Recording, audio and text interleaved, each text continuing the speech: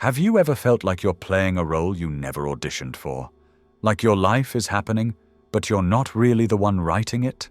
You wake up, go through the motions, say what you're supposed to say, feel what you're supposed to feel, but underneath it all, there's this quiet question pulsing beneath your skin. Is this who I really am? Or have I just gotten really good at pretending? You were never taught to ask that.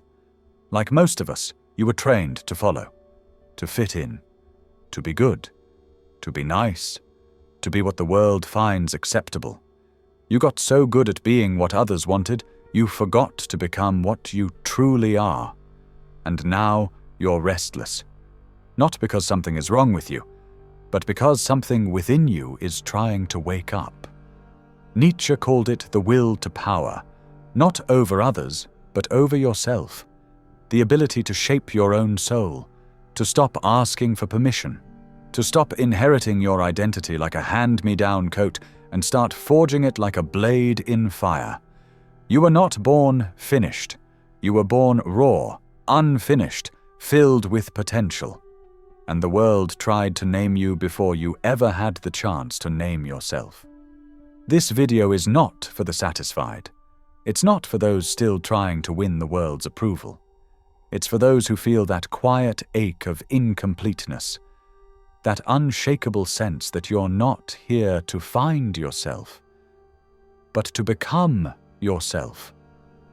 We'll talk about the lies society taught you to wear, the pain you've tried to avoid, the inner war you keep losing, and the possibility that you were meant to be something more. There is a subtle violence in the question, who are you? Because it assumes there is a final answer, a fixed definition, a label to carry through the rest of your days. But what if I tell you that very question is a trap? What if the idea that you must find yourself, as though you are some hidden object buried beneath years of distraction, is precisely what's kept you from becoming anything at all? Nietzsche, perhaps more than any other thinker, refused to accept that a human being was a finished product. He saw identity not as a destination, but a direction. He wrote, "Man is something that shall be overcome." And with that sentence, he shattered the illusion that we are born with a predetermined self, waiting patiently to be discovered. The self is not uncovered. It is created, forged, written. Modern neuroscience, in its own cold precision, agrees. The brain is not a fixed machine. It is neuroplastic. It reshapes itself according to what you do, what you think, what you repeat. You are not carved in stone. You are a stream carving through it. And every choice you make, to remain the same, to evolve, to resist, to dare, it's all part of the shaping. The you of yesterday is not the you of today, and if you're brave enough, not the you of tomorrow either. But here's where most people get stuck. They keep looking for signs, as if life will hand them a certificate that says, this is your purpose, this is your path. But Nietzsche had no patience for such passivity. He believed that the strongest souls are those who create meaning, not those who wait for it, the ones who do not ask, what should I do with my life? But instead, what can I create from it? This isn't motivational fluff. It's psychological survival. Because if you don't actively become someone, the world will assign you a role. And often, it's the role that demands the least resistance. The obedient one, the agreeable one, the one who never questions why they feel so hollow after doing everything right. To become who you are means stepping into uncertainty. It means admitting that you are a work in progress and choosing to be the sculptor, not just the clay. It is not comfort you are after, it is authorship. And authorship, like any art, requires suffering, effort, and relentless self-honesty. Nietzsche saw becoming not as a path for the privileged few, but as the only noble task left in a world filled with imitation. To live authentically was not merely a moral ideal, it was a rebellion against inertia, against inherited identity, against the soft poison of complacency. He believed that he who has a why to live can bear almost any how, but that why must come from you, and perhaps that is the terrifying part. No one can give it to you, but before you can write your life, you must first erase the lines drawn by others, because even the sharpest mind can lose its edge under the weight of expectation. And that brings us to the next truth, the one most never dare to face, that the greatest obstacle to becoming yourself is the self they trained you to be. If this content is resonating with you, consider subscribing. I make videos that help you see the world and yourself more clearly. Thank you. They told you to be yourself, and then punished you the moment you tried. It begins early, this slow erosion of the soul. You're not even aware it's happening. A glance of disapproval here, a correction there, a subtle reward for obedience, a quiet withdrawal of love when you stray from the script. And so, without knowing, you start to wear a mask, one that earns smiles, avoids confrontation, keeps you safe. At first, it's just for certain people, but over time, you forget how to take it off. Eventually, the mask wears you. Nietzsche saw this as the quiet death of authenticity, a death by 1,000 tiny concessions. He called it the herd instinct, the natural tendency of human beings to seek safety in sameness, not because they are evil, but because they are afraid of standing out, afraid of judgment, afraid of becoming what they cannot control, and so they conform, not just in action, but in spirit. They trade truth for approval, depth for performance. They do not live, they impersonate. Psychologists now call this the false self.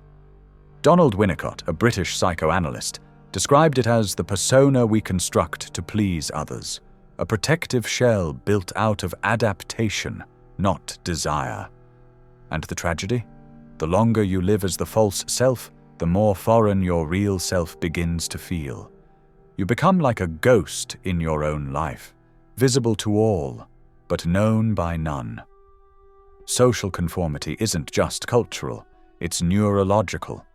Mirror neurons, the brain's mechanism for imitation, light up when we see others perform a behavior.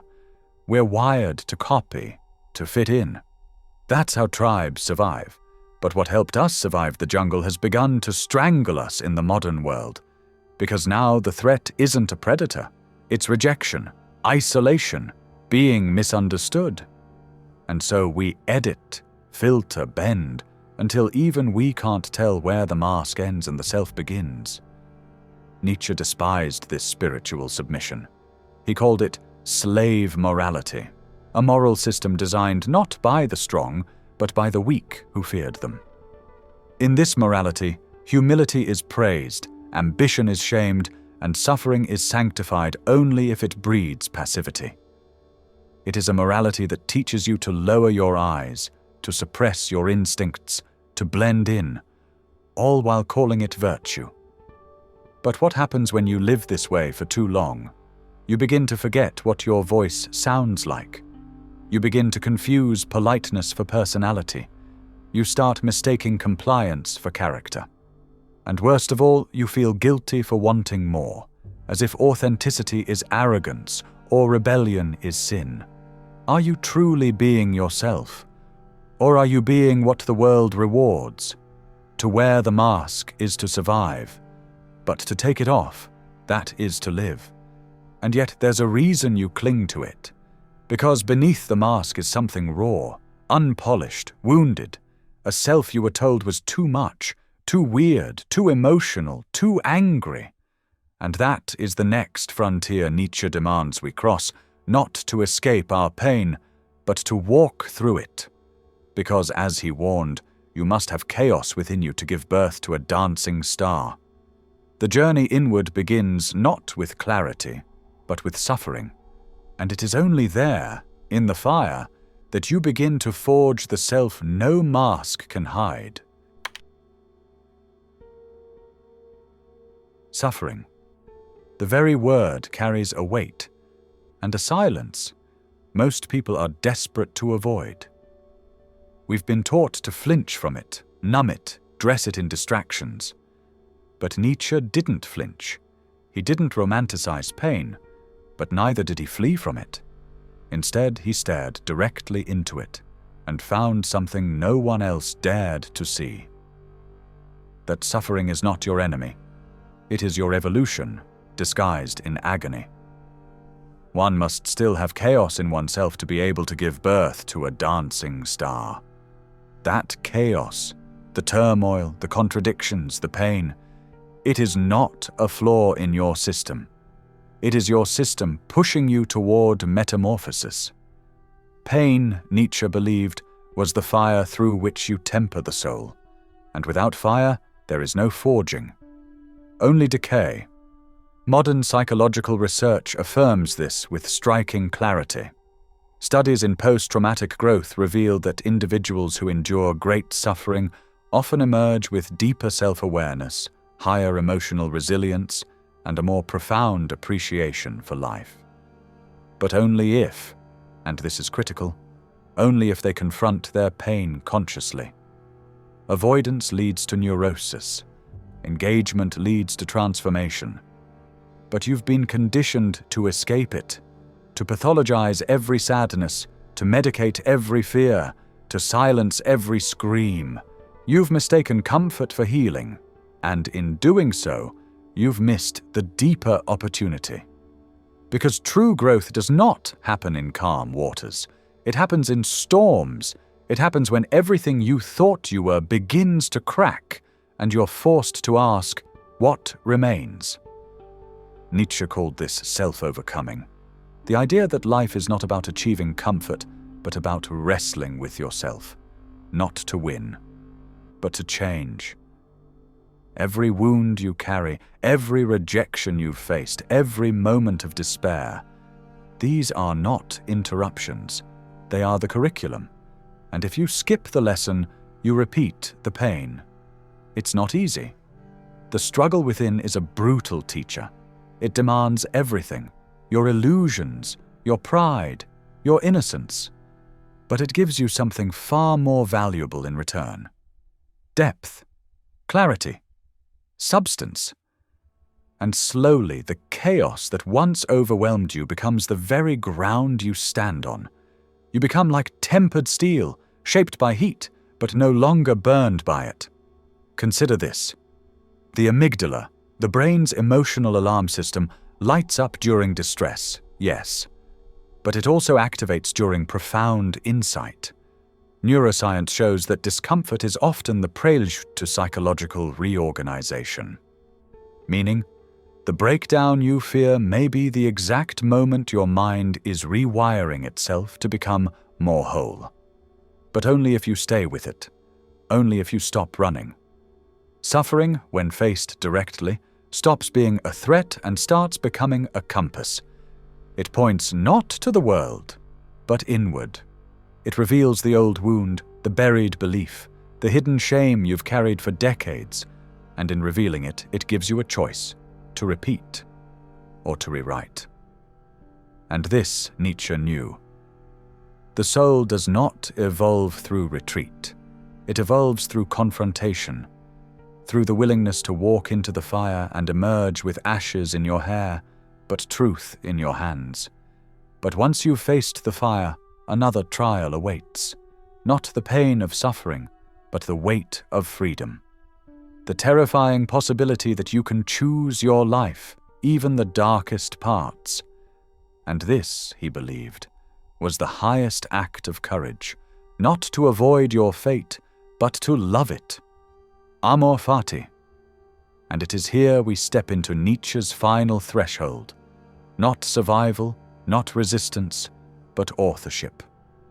The daring to become what only you can become. To become who you are is not a comfortable journey. It is not a process of polishing. It is not a climb toward perfection. It is a return, raw, imperfect, dangerous, to the self beneath all the masks. Nietzsche's final challenge was perhaps his most unforgiving. Live without permission. It sounds noble, even romantic. But in practice, it is harrowing. Because to live without permission is to walk alone through a world built on approval. It is to lose the applause, the nods of agreement, the safety of belonging. It is to wake up and ask no one what you are allowed to become. And that, Nietzsche believed, is precisely where freedom begins. Amor fati, the love of fate, is not mere acceptance. It is not passive endurance. It is the radical affirmation of your life exactly as it is, with all its pain, all its absurdity, all its missed chances and unresolved wounds, not because it is easy, but because it is yours. To say yes to all of it, the beauty and the horror, is to become untouchable, not in hardness, but in wholeness. The world can no longer steal your peace when you have embraced even your darkest chapters. Modern psychology echoes this ancient courage.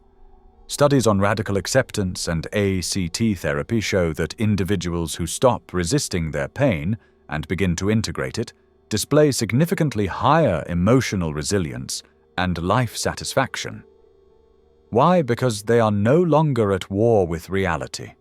They have learned what Nietzsche demanded, to stop negotiating with life and start creating from it.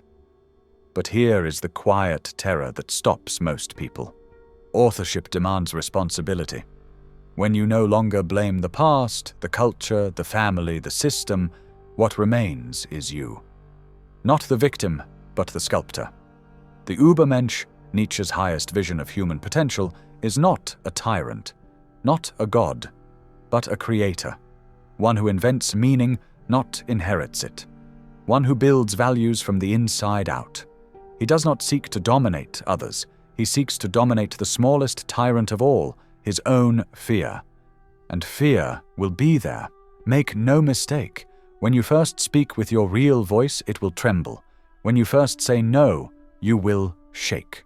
When you walk away from the roles that kept you loved but not alive, you will feel as though you are dying. But that death is sacred.